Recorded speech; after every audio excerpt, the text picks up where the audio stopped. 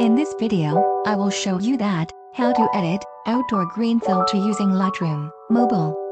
Here is the example photos before and after using this filter.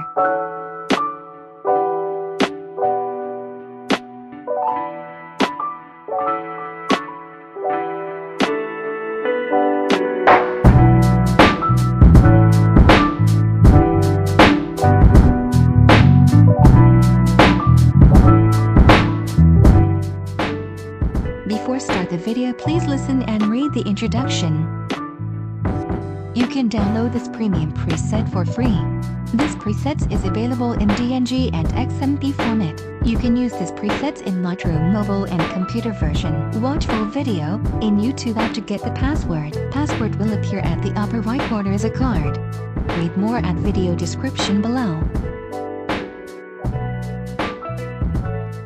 Let's start the video.